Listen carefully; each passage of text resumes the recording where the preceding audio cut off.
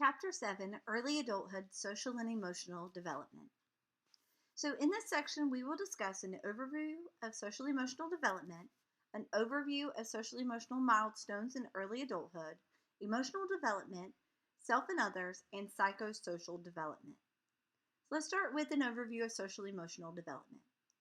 Social emotional development are the experiences, expressions, and management of emotions and the ability to establish positive rewards and relationships with others. It deals with interpersonal, with others, and intrapersonal self relations. It's the ability to manage oneself, be aware of oneself, have responsible decision making, relationship skills, and social awareness. So let's look at some of the milestones that happen in early adulthood. So in early adulthood, they begin to have issues with their identity and their intimacy, which peaks around age 30. They have a need for affiliation filled by friends or marriage or a partner. Their friendships become really important, especially for people who are single. Their need for achievement is often met through their satisfactory levels of work, are consistent or with their personality or with their abilities. And personality traits are likely to change as they age, especially from age 30 to age 40.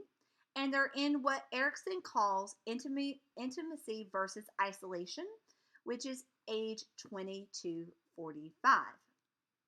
So let's look at emotional development during early adulthood. So here are some highlights. The areas of the brain are now mature. So they're able to regulate emotions, and this allows for greater emotional control, which is important when people begin to move towards marriage and becoming parents. Personality. So personality is a trait. It's a disposition or characteristic that has some behaviors that display across diverse settings. And there are 5 big factors in the Big Five Factors personality theory. And it claims that there are 5 super traits that lay the foundation for all of our personality possibilities. So, openness, conscientiousness, extroversion, agreeableness, and neuroticism. Now, the trait theories are often criticized for overemphasizing traits and underemphasizing the role of environment in personality development. So, some people say that it's not just what you're born with, but it's also the environment in which you are around. So, let's look at the big 5 personality factors. So, openness is the degree to which a person is comfortable with a variety, autonomy, and change. So, if they have a low score in openness, they're practical, conventional, and they prefer routines. Whereas if they have a high score, they're curious, they have a wide range of interests, and they're independent. Conscientiousness is known as the degree to which a person finds value or needs organization, precision, and self discipline.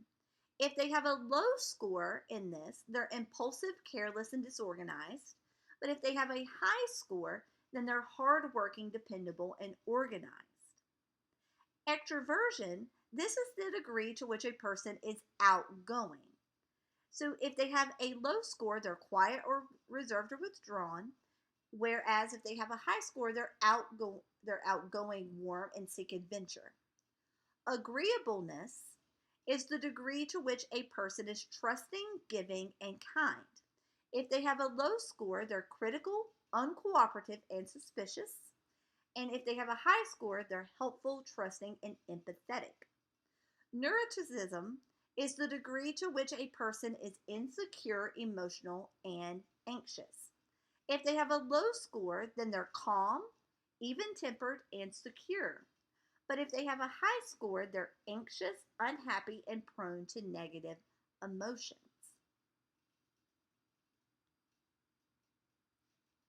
So, attachment also plays a part in early adulthood social emotional development. And attachment styles play a really important role in adult relationships. Now, these foundations were built in infancy, and this is where they developed those mental models based off of the interactions they had with their caregivers. Now, a central notion of attachment theory is that attachment representation, once formed, will have a impact on their relationships throughout adolescence and adulthood. And these attachment patterns in early adulthood are related to the following: their romantic relationships, their adjustment to young adulthood, how they parent, their religious nature, and their overall physical and psychological health. So let's look at romantic relationships and attachment. So, attachment to romantic partners is likely to resemble the attachment they had to their parents. So, a secure attachment means that their romantic relationships tend to be longer lasting and more satisfying and exhibit greater trust and commitment. Adults who have this type of attachment are also close and intimate, yet the individual can also be their own person, and they tend to rely on their romantic partner, and they're more skilled in providing emotional support to their partner. However, if they have an insecure attachment that was formed when they were younger, they tend to rely on their parents. They have during periods of separation, they have greater separation anxiety and sleeping problems.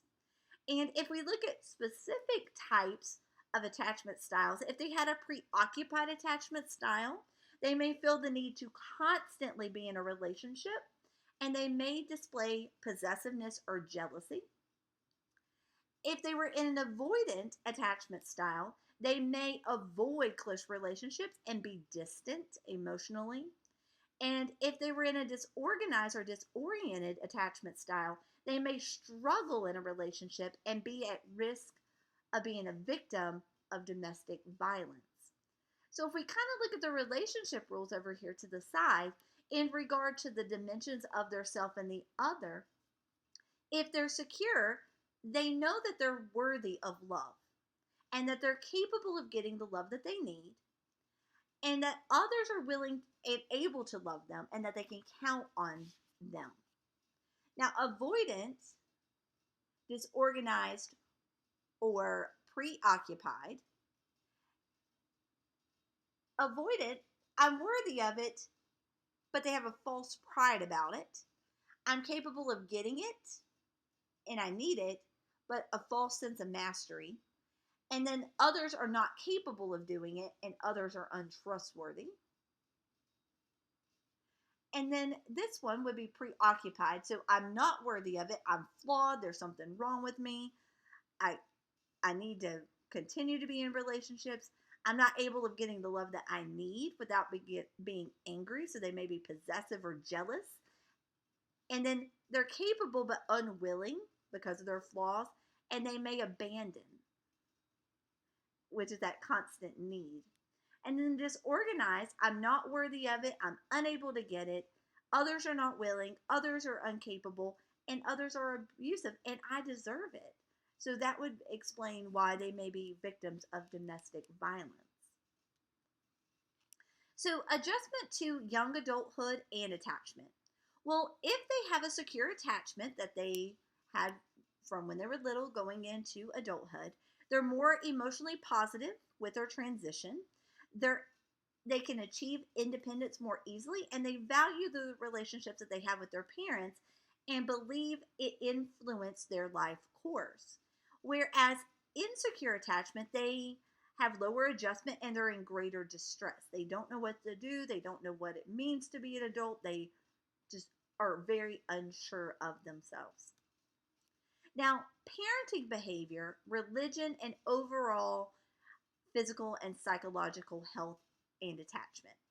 Well, if they have a secure attachment, they are going to have greater resiliency, self esteem, emotional control, mental health, coping skills, self efficacy, and positive adaptation. And Catholic religions do have a higher rate of secure attachment than other religions. So they're more out to have that resiliency and things, if but not always, depending on their upbringing as well. But research shows that this religion does have higher rates.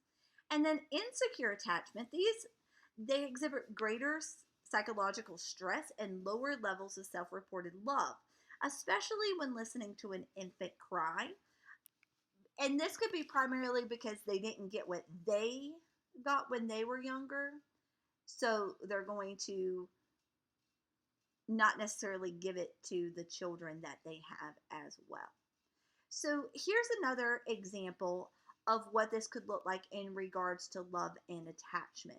So a secure attachment, they'll have a positive view of self and others. They're interdependent so they can work well with others. They're comfortable with intimacy, closeness.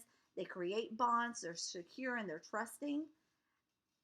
But any of the other ones, they're fearful, very negative. They may have a negative view of self and a positive view of others, but a positive view of self or a negative, and they put up walls and they're disorganized. And they do that not only with romantic relationships, but also when it comes to parenting and becoming a parent later. So let's pause and process what we have covered so far, go back and review as needed to address these questions.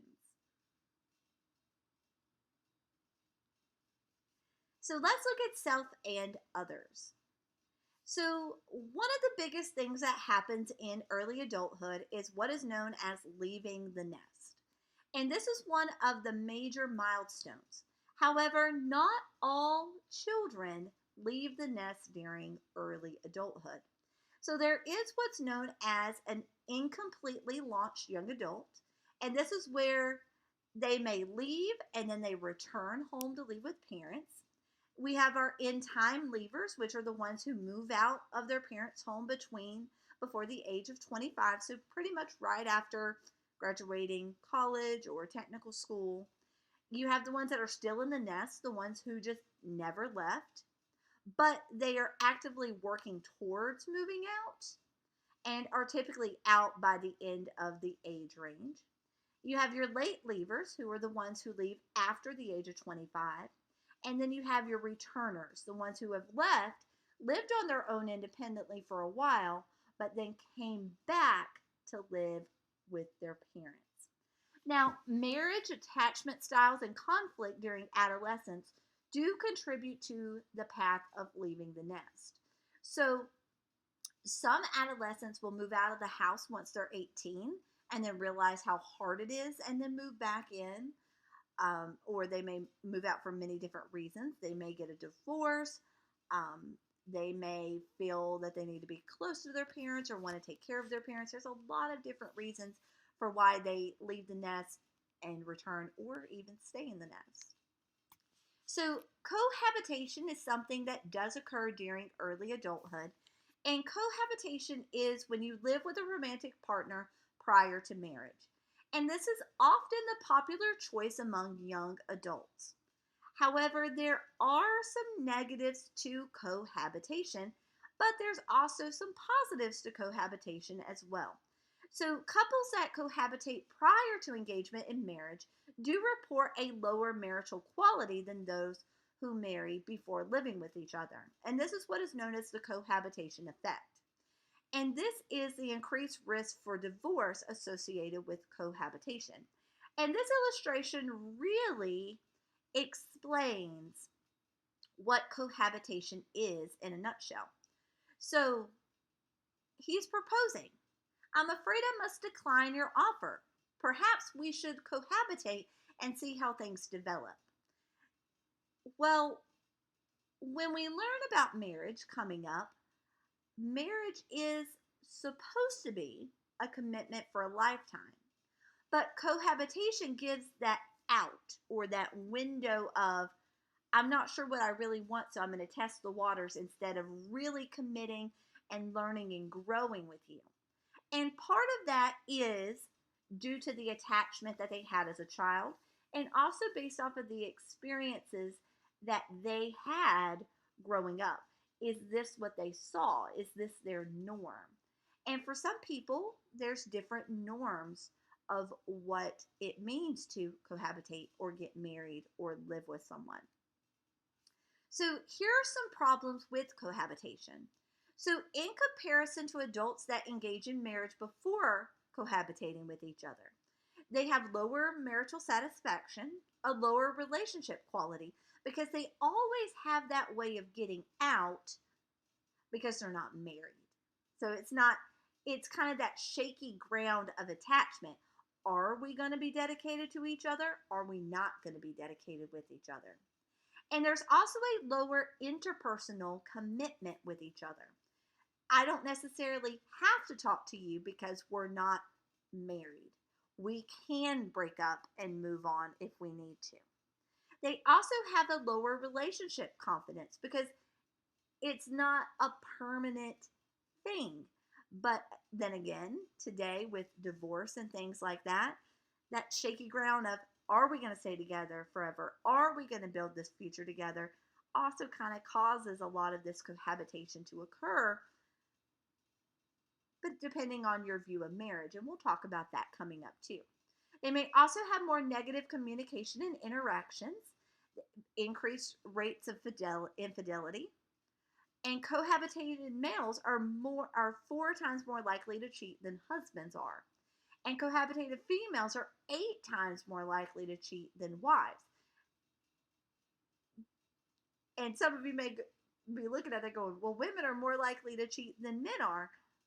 Well, it all depends on that confidence in those relationships. And if we go back to adolescence, women want that connection, whereas guys necessarily may have want somebody more to have fun with. And things like, well, why aren't you together anymore? Well, we just quit having fun would be maybe an excuse that a male would give. But a female would be like, well, we don't talk anymore. We don't do anything together anymore. I can't talk to him. So there's a lot of things that can happen with that. And then increased rates of aggression, domestic abuse, greater potential for divorce, and poorer outcomes for children as well. So marriage is correlated with happiness, better health, and increased longevity. And people marry for a variety of reasons. They marry for religion, love, ethnicity, culture, and socialization. And achieving a happy and lifelong marriage, there's some tips to doing this. Well, one is marrying someone you have dated for at least 6 months, but also someone who shares the same view as you do. So some people jump into marriage not knowing everything about the person, such as, do they want children? Do they want to move? Do they want to live near parents? How do they want to raise children? How many children do they want? Do they want to go to church? Do they want me to work? Do they want me to stay at home if we have children? Talking about all of these types of things are really, really important so that you understand that you're meshing. Because marriage, to some people, depending on their reasoning for marriage, is a lifelong commitment. And it's hard to have a lifelong commitment with somebody that you don't share the same values with, or that you don't want the same things. And a lot of things that you hear about when it comes to divorce are, well, we grew apart. Well, did you really grow apart, or did you really not know what the person really wanted in life? There's a fine line between that, and you kind of have to know before that. Also, making sure that you can shift your self-concept from me to we. So you got to flip that M to a W. When you get married, it's not about what you want anymore. It's about what you want together. So understanding that there has to be a balance between me and we is very important. And then, of course, having healthy communication styles as well. so that conflict can be handled in a productive way. Knowing how to talk to each other, but the more you know someone, the better. The more you communicate and you find ways to communicate, the better. But also knowing what type of marriage you're getting into. Are you going to be in a polygamy type of relationship or a monogamous type of relationship? Again, that comes with the viewpoints of what are those views in marriage and what does both people want, because it's hard to put a square peg in a round hole. You have to have common ground. So, gender communication issues. So, there are differences between the way men and women talk. And we've heard a lot of times completely different ways. Now, women in general are more expressive in their communication style. Women would rather talk to other women when they have a problem or need to make a decision so that they can get feedback from other people. Whereas men don't see the point of sharing personal issues. They use communication as instrumental. So women are more relationship oriented and they look for commonalities and ways to connect to other people. Whereas men tend to relate with others on a one-to-one basis. So status and dominance are important. So what is that basis? Now, women, they focus on building a rapport by sharing experiences and asking questions. They want to have that connection. Whereas men tell and give information rather than ask questions. They share experiences, but only if needed. But it's more to give information about how they tiled the bathroom at their house, not about the time that they broke up with someone and how distraught they felt. Women, if they have a disagreement with each other, it affects all the aspects of their relationship. Whereas men can have a disagreement and they can move on to another subject or go get a drink or punch it out or fight it out and be good the next day. Now, women at meetings, women have a tendency of nodding their head to show that they're listening. They use a lot of expressive gestures with their face to let the people that they know that they're talking to know that they're interested.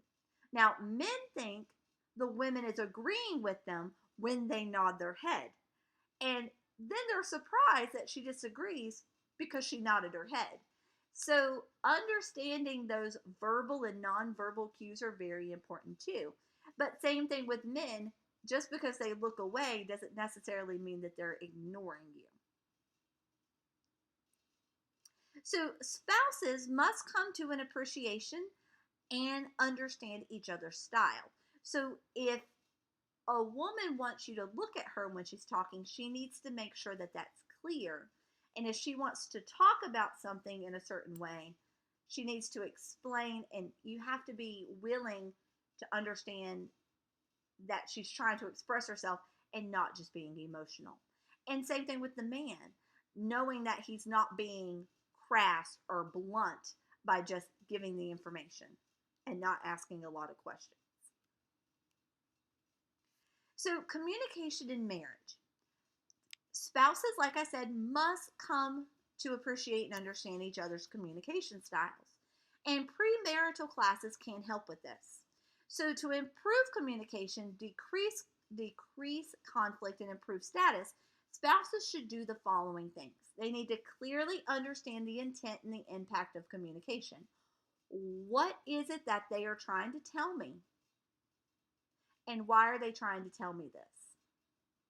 They need to validate each other's feelings and thoughts instead of making someone feel like they're overreacting or being emotional or being mean or crude. They need to openly discuss problems and focus on a solvable problem and negotiate agreements and compromise. They need to focus on things that can be fixed. Don't ever assume that a spouse can read your mind. Women, we're very bad about this. We think that he should just know. They don't know. They don't know. Same thing with men. You can't assume that a woman understands that you're not being mean and then you say that she's being emotional. You have to validate each other's thoughts and feelings. It's very important.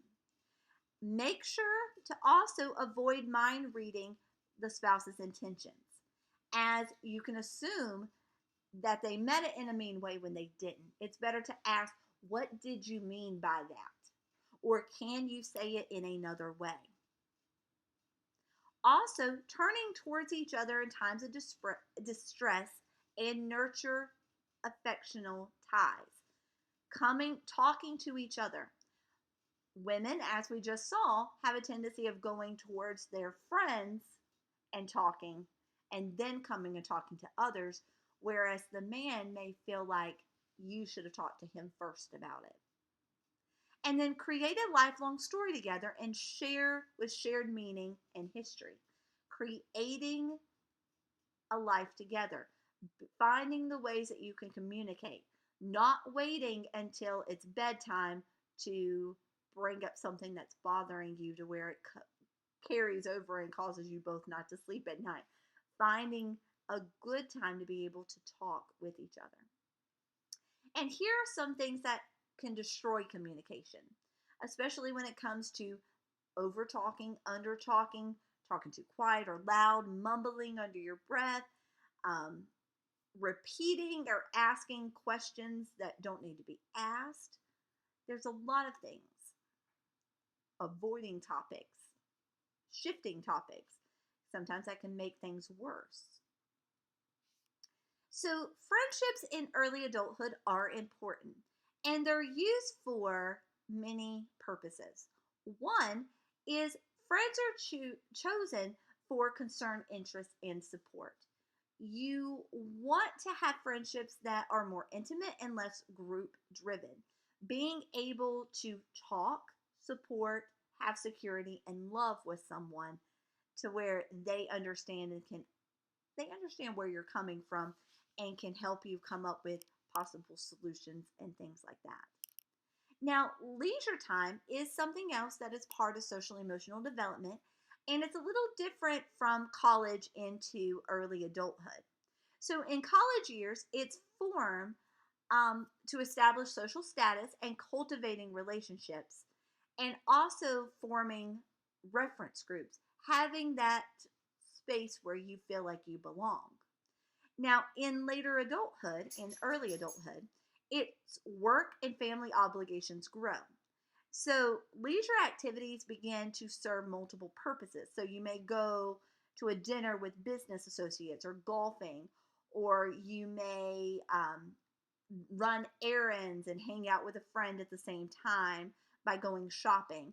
So, you start to combine things, or you'll have a play date with children where the adults talk and the children are playing. You start to have it as a multiple purpose type of thing.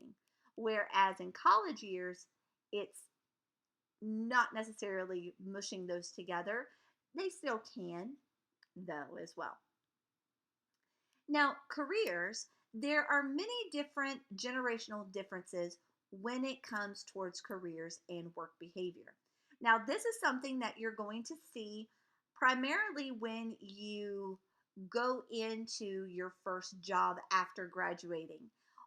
That could be high school or college, because there is a plethora of different generational cohorts that you will be working with. So you have what is known as traditionalists, which is also known as the silent generation.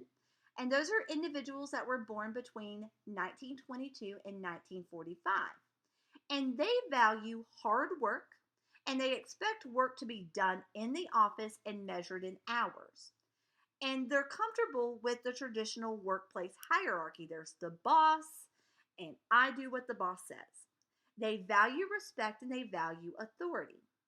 Now, baby boomers is the next generation, and they were born between 1946 and 1964, and they're individualist and they're very optimist. They value engagement. So they expect advancement and positive interactions. They expect to be rewarded for their experience and have promotions when they do a good job. They want to be respected and appreciated, whereas traditionalists value respect and authority. Baby boomers, on the other hand, want to maybe become the authority, and they want to be respected and appreciated for doing a good job. Now, Generation X, these are individuals that were born between 1965 and 1979. And these individuals are very pragmatic and they're skeptical. They're looking for, they're not quite sure if they're being treated fairly or not fairly. And this is primarily because of when they were born and all the things that came about. So they tend to be disengaged at times, and they want this work-life balance. They don't want to work, be overworked and not be able to spend time with their families. Now, millennials or Generation Y, these are individuals born between 1980 and 1995. And they're very enthusiastic and self-confident. They believe that they're capable of doing anything they set their mind to. And they want to be recognized, like the baby boomers, for their achievements. They want to be respected, recognized, and appreciated. And they value innovation. They believe in changing things and making things better. Now, these are the first generation of tech natives. They were born into a generation of technology. Now, due to this and the way that they look at things, they struggle to work with people that don't seem as smart or socially conscious as them. So millennials sometimes think that they're better than other people. They're very self-confident on their abilities, and they kind of use that as a baseline for other people. And if they don't meet the mark, they kind of think of them in a different way. And that can cause a lot of head clashing when it comes to working with people that are older than they are. And just because they are tech natives and they value innovation doesn't mean that old ways aren't good. So they also have to learn that fine line of respect of how they got to where they were, or why did these things get invented, because these people in these generations invented a lot of the things that we have today. So we got to be very careful of how we judge people because of what they didn't have, because before too long we're going to have generations that look down at us. So for instance, Generation Z are individuals born between 1996 and 2010. Well, it's 2019. There's going to be a whole new generation before millennials. And they're going to look at us in a different way too. And they're going to think things about us not being innovative or being archaic tech natives and things like that. So a lot of longitudinal research indicates that these interests do change as these generational shifts change, because we see what our parents work through, so we want to make things easier so that they have the work-life balance. But we have to be really careful when we're working with people that may be older than us, so that we can support them, but to where we can also grow and help them as well, but they can also teach us. So let's pause and process again and go back and refer as needed to address these questions. So psychosocial development. So during early adulthood, there's actually two stages that appear. There's intimacy versus isolation, which is 18 to 24, and then generativity versus stagnation, which is 24 to 54. Now, generativity versus stagnation is going into that, it's also in middle adulthood. So there's kind of an overlap in regard to Erikson and these two stages. So intimacy versus isolation, this is where young adults struggle to form close relationships and to gain the capacity for intimate love, or they feel socially isolated. So this is where they're starting to form those relationships. Whereas generativity versus stagnation is when they discover a sense of contributing to the world, whether that be through family, work, or they may feel a lack of purpose. So as they start making these connections, they start looking for, are they giving back to the world? So let's look at intimacy versus isolation first. So, like I said, during this stage, they're looking to form those close relationships so that they don't feel lonely and they don't fear relationships. Successful resolution of this crisis is that they form relationships. Now, these relationships do not have to be romantic. They can be family, they can be friends, they can be coworkers, but they find these relationships that are intimate on a physical, intellectual, and emotional level. Now, generativity versus stagnation, this is when they contribute to the world. So this could be through family, community, work, or society in a positive way to assist future generations. Now, difficulties would be that they feel like they're insignificant or that they didn't contribute to other generations. Now, intimacy versus isolation is the main stage during early adulthood. And when establishing a sense of intimacy, they need to go through a series of experiences in order to learn how to conduct a meaningful relationship. So, this is the time where lots of dating, lots of friendships are formed, lots of social networking is formed to see the type of results that they want to have to build those relationships. Now, they often learn by observing parents and through trial and error. And they discover what's attractive to them. They discover how and to what degree they should lower their barriers. They discover how they should disclose personal information to each other and when and how. And they also discover how to place trust in another person. Now, based off of those experiences, they may have a little social isolation. So, for instance, right here, the brain is telling the heart, no, that you got hurt last time, but the heart's saying, I want it. So, social isolation comes from when they had a hazard or they had a relationship that didn't work out and they may have closed themselves off. And this could happen because an individual withdraws too soon from their peer group before having the opportunities to develop these close relationships. But it also stems from negative relationship experiences that make a person feel like they're emotionally not safe, or they don't want to break down their boundaries because they don't want to get hurt again. And that can cause social isolation. So let's pause and process what we have talked about so far. Go back and review as needed to answer these questions. And that's the end of this section.